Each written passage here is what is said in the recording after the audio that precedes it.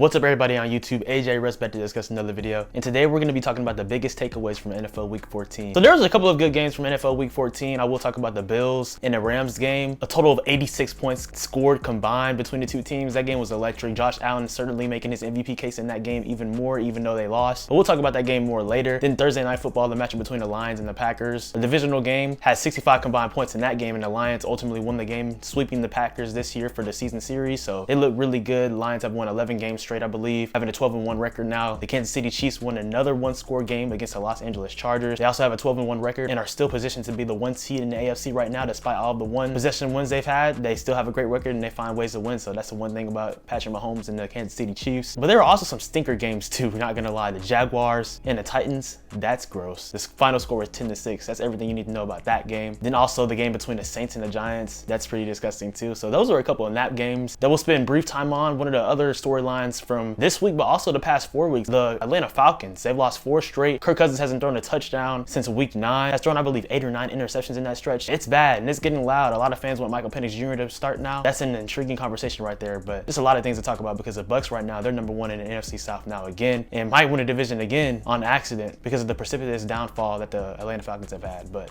there's a lot of games to talk about, and of course then we'll cap it off with Monday Night Football between the Dallas Cowboys and the Cincinnati Bengals. But with that being said though, guys, before we talk about NFL Week 14, make sure you hit the like button and subscribe and turn on post notifications. You know we post about here videos about the NBA, NFL, Marvel, DC, pop culture, YouTube shorts, cooking videos, reels, things of that nature. With that being said, let's talk about NFL Week 14.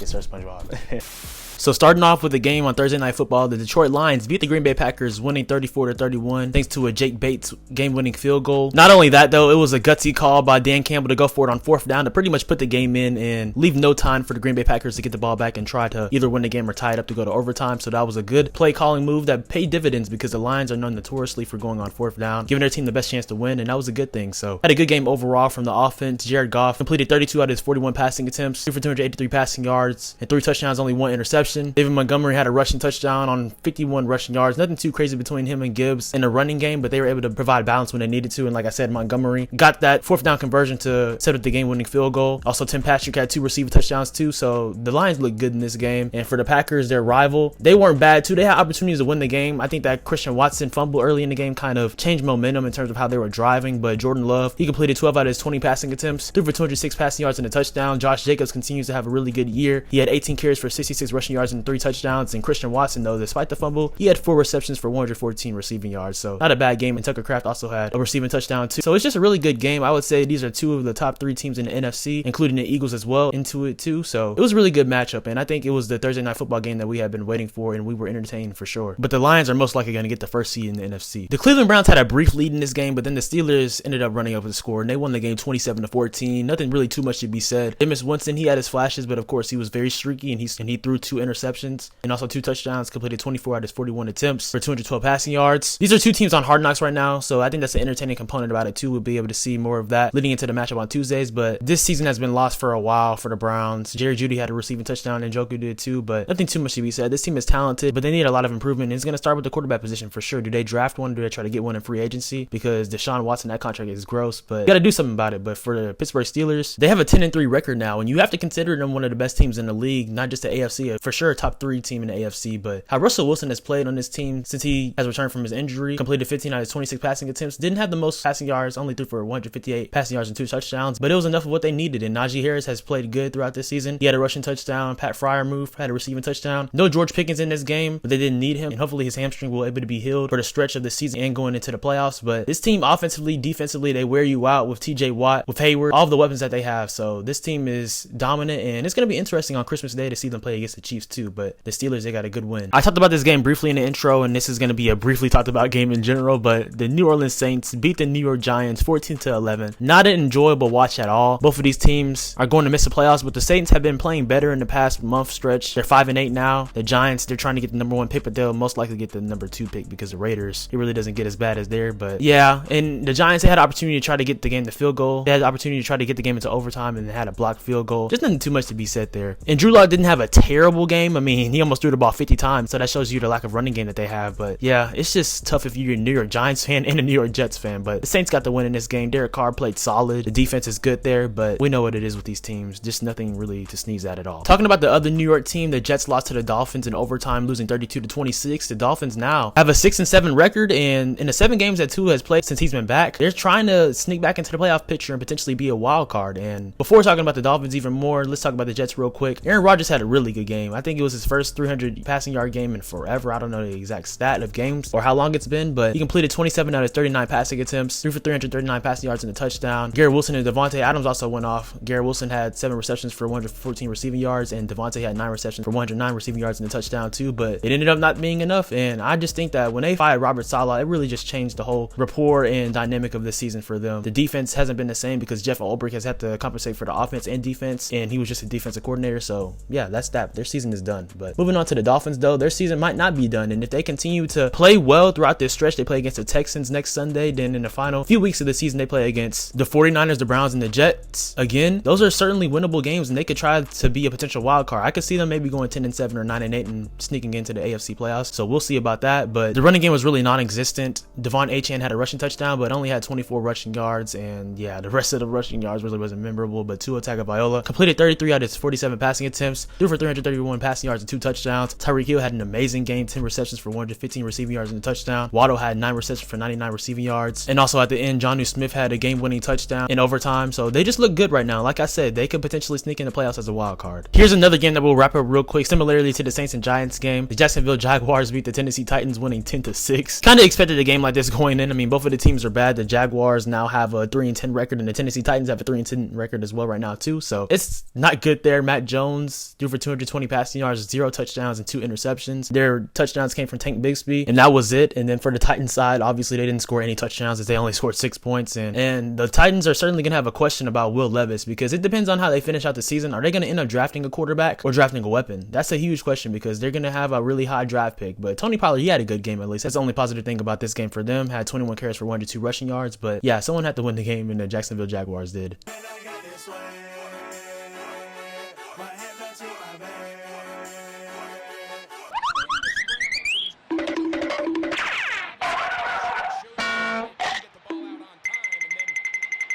Talked about this game as well too a little bit earlier. Previewed it. The Minnesota Vikings really blew out the Atlanta Falcons, winning 42-21. It was a reunion of Kirk Cousins returning to Minnesota, and these past 4 games have not been memorable at all for him. Let's talk about his stats real quick. Yeah, he threw for 344 passing yards, completed 23 out of 37 passing attempts, but no touchdowns, like I said in the intro, and 2 interceptions. That Vikings defense has obviously made a lot of quarterbacks fools in this season, but doing it against your former quarterback, it just must hurt for Kirk because it's been a tough stretch. And like I said, it's getting loud about Michael Penix Jr. coming into the fold. You drafted him 8th overall for a reason in the first round, so the time and the clock is ticking for Michael Penix to potentially start. Maybe not this season, but next season and in training camp. I mean, we might hear some rumors and some noise about that, so that's certainly something to stay tuned about. Bijan Robinson had 92 rushing yards on 22 carries for a touchdown. Ty Algier also had a rushing touchdown too. Darnell Mooney had a really good game, 6 receptions for 142 receiving yards, but it's just not enough. And we've seen these Falcons teams throughout the years. They've had similar teams to this. They've been a couple of games out of the playoffs, and they had the division lead by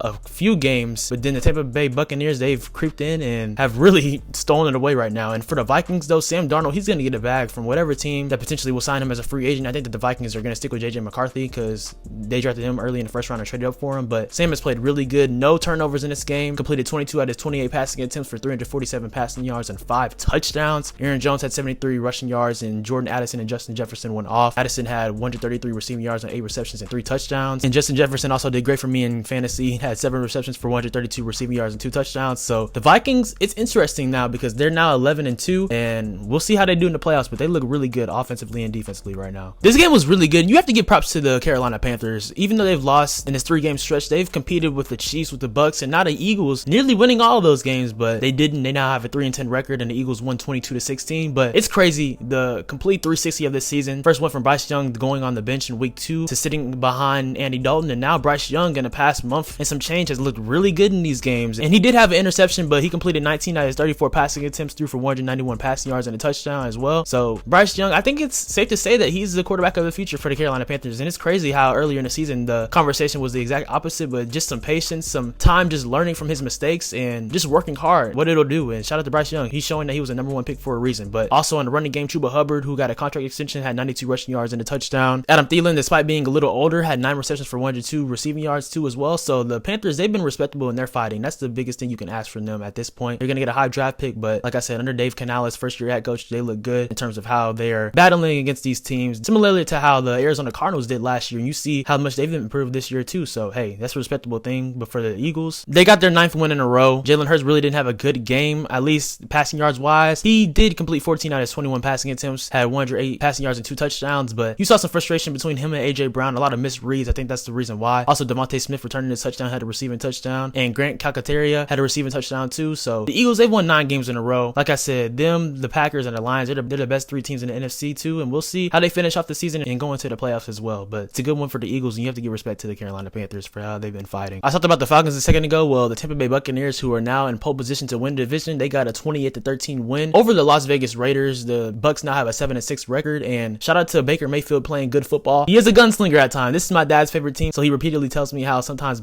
how he forces it too much. But besides the 2 picks, he had a good game, completed 18 out of his 29 passing attempts, threw for 295 passing yards and 3 touchdowns as well. Rushing wise, Rashad White had 17 carries for 90 rushing yards and a touchdown. Sean Tucker had 47 rushing yards, and there was good balance between Cade Otton, Mike Evans, Sterling Shepard, and Jalen McMillan. And Jalen McMillan had 2 receiving touchdowns, and Rashad White also had a receiving touchdown too. So this team is going to mess around and win the division again in the NFC South, and that's saying a lot. But for the Las Vegas Raiders, like I mentioned them a little bit earlier, they're tanking for Shador. Right now, if the season ended today, they would have the #1 pick, and he would be the perfect fit for them, especially the relationship he has with Tom Brady, who's a minority owner there in Las Vegas. So I think that that's inevitable. There was also a clip on social media that surfaced about Deion Sanders saying to draft my boys to head coach Antonio Pierce. Now I just need you to do one thing.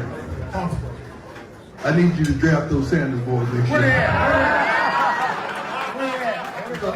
We'll see what happens, but yeah, the Raiders, they're embracing the tank right now. For the Tampa Bay Buccaneers, they're going to mess around and win the NFC South again. The Seattle Seahawks beat the Arizona Cardinals a second time in 3 weeks, moving on to an 8-5 record, and they won this game 30-18. It's safe to say that the Seahawks have put themselves in the best position to win their division in the NFC West. Geno Smith had a really good game, completed 24 out of his 30 passing attempts, threw for 233 passing yards and a touchdown. In the absence of Kenneth Walker, Zach Charbonnet had a really good game, had 22 carries for 134 rushing yards and 2 touchdowns. That run defense for the Cardinals were non-existent. They weren't able to stop him. Jackson Smith and the Jigba, who I've repeatedly said in the past few weeks, he's been really huge for this team in his second year. Had 5 receptions for 82 receiving yards and a touchdown. Charbonnet also had 59 receiving yards too. And DK Metcalf, not the most receiving yards in this game, had 49 receiving yards too, but like I said, they had good balance offensively and defensively, as the defense also forced Kyler Murray to 2 interceptions. They look really good right now, and people shouldn't sleep on Seattle. They have a good team, and they could potentially make some noise. But flipping sides to the Arizona Cardinals, they've had a solid season in terms of how they've improved in the past couple of seasons. Still a lot to be desired, and they are now 6-7. Kyler Murray, like I said, he threw 2 picks in this game, so not the best game. Completed 25 out of 38 passing attempts for those 2 picks, 2 touchdowns, and 259. James Conner had a solid game, had 18 carries for 90 rushing yards. McBride had 70 receiving yards. Michael Wilson had a receiving touchdown. And James Conner also had a receiving touchdown too. But I think one thing that the Cardinals need to implement and just self-scout going into the offseason and things of that nature is getting the ball to Marvin Harrison Jr. more, because he was the first pick wide receiver in the 2024 NFL draft for a reason, and he is a #1 caliber receiver, all-time great potential for sure too. So you got to get that going. But it's a good one for Seattle, most definitely. And like I said, don't sleep on them. When you keep thinking that the San Francisco 49ers season is out for the count, they still make some noise and have dominant games, winning this game against the Chicago Bears, winning 38-13. Like I said though about the Bears, now they've lost 7 straight, so there's nothing really to be too happy about in terms of beating a team like that. But it still shows how dynamic the 49ers offense can be. And talking about them real quick before we poop on the Bears a little bit, not biasly, I'm just saying because their season has been bad. Isaac Guerrero, who never started in college, he started this game of course in the absence of Jordan Mason and Christian McCaffrey, who's likely out for the year. He had 15 carries for 78 rushing yards and 2 touchdowns, and also receiving wise, Guerrero had 50 receiving yards, 2 on 2 receptions. So they just had a really good game. George Kittle had a dominant game against the Bears, had 6 receptions for 151 receiving yards. Juwan Jennings went off for 7 receptions and 90 receiving yards and 2 touchdowns. Just good balance between the team, and Brock Purdy completed 20 out of his 25 passing attempts for 325 passing yards and 2 touchdowns. So they just look good still. It hasn't been an ideal season at all for them with all of the injuries and things of that nature, but they still were able to show that they can still win games, and they're still a competitive team and have a good coach under Kyle Shanahan. And for the Bears, Caleb Williams, he's played good throughout this past stretch since Thomas Brown has been the offensive coordinator calling play, but now he's been promoted to the interim head coaching role too, so he has more responsibility. But Caleb, he completed 17 out of his 23 passing attempts for 134 passing yards and 2 touchdowns, but the team is just probably limping into the offseason because it just has been a colossal failure, and they're probably going to look outside the building to try to get a head coach. Ben Johnson would help Caleb Williams' development, I think for sure, but there's a lot of questions with this team overall. Rome Odunze did have a good game for 2 touchdowns, but yeah, the 49ers won this game,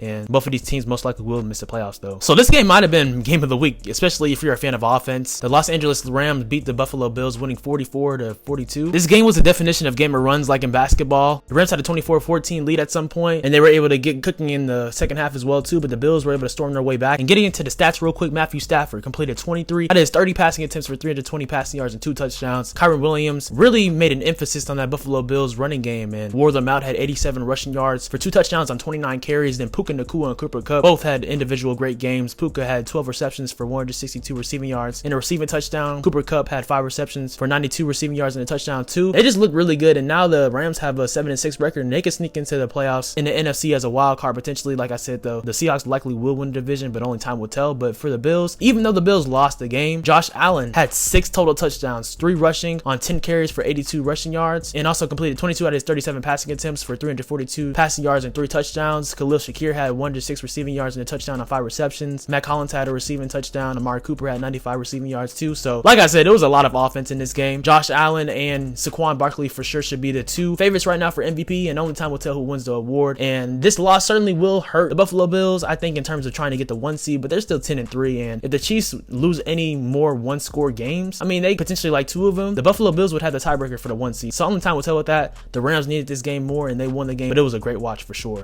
Thank you. Thank you. Titan has freed us. Oh, I wouldn't say free. More like under new management.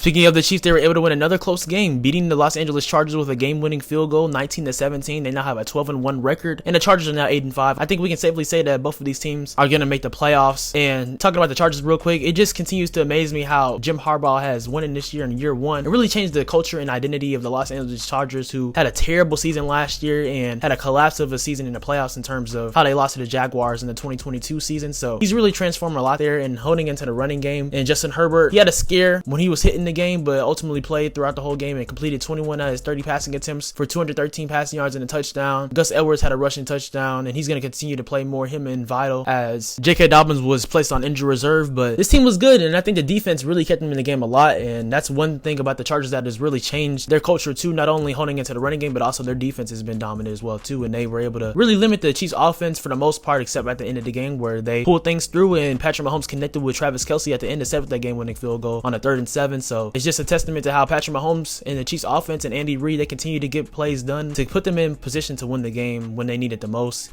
Patrick Mahomes completed 24 out of his 37 passing attempts for 210 passing yards and a touchdown. Pacheco in the second game back had 14 carries for 55 rushing yards. Kelce had 45 receiving yards, and DeAndre Hopkins had their touchdown. So just a good win from the Chiefs, and even though they've won all these games by 1-score games, ultimately they continue to win them, and that's the most important thing as long as you have more points than your opponent. So the Chiefs are doing that, and they still continue to embark in trying to get a 3-peat in this Patrick Mahomes Andy Reid era. Punt block eventually downfield, and Micah Parsons can't believe it. They get off the field, they get the stop, 4th and 26. The next thing he knows, he's back to work, and it's Bengals ball. Yeah, he's beside himself, and I certainly understand it.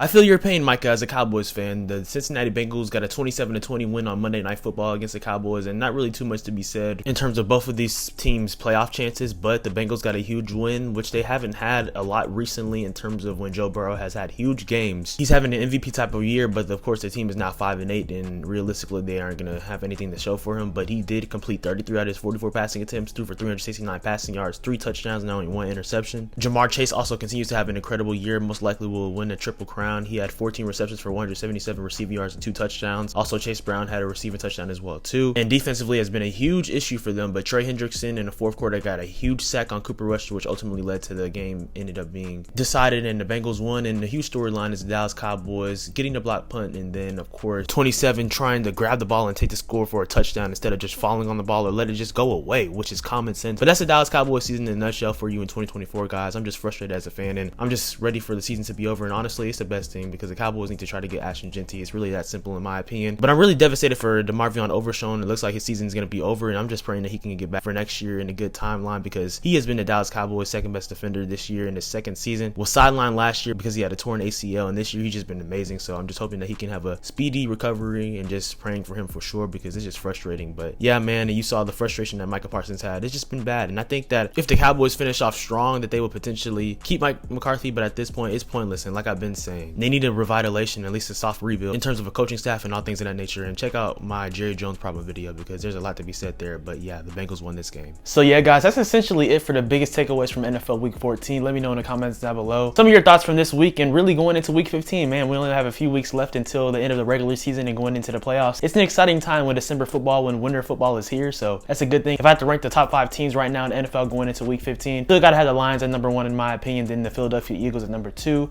and number 3 the Kansas City Chiefs. Still, even though they don't win in the most conventional way, they're still winning, so you have to give them credit. They're 12-1 right now. At number 4, I would still have the Bills, even though they lost to the Rams. I still think that they're really good, and the Rams were more desperate in that game, and they are trying to fight for a playoff spot. So I would still think the Bills are number 4, and then at number 5, I would have the Pittsburgh Steelers. So let me know your thoughts from this week in the comments down below. I appreciate you guys watching. Always make sure to like, comment, subscribe, and turn on the post notifications. Follow me on Instagram and Twitter at SwaggyRuss, and also on TikTok at SwaggyRuss02 for cooking videos, shorts, reels, all types of content and things of that nature. You are loved. God loves you. Even if life isn't going ideal to how you want it to right now, know that you have purpose and that God has great things for your future. So y'all have a good one. Thank you for the support always, and happy early holidays. And remember, Jesus is the reason for the season.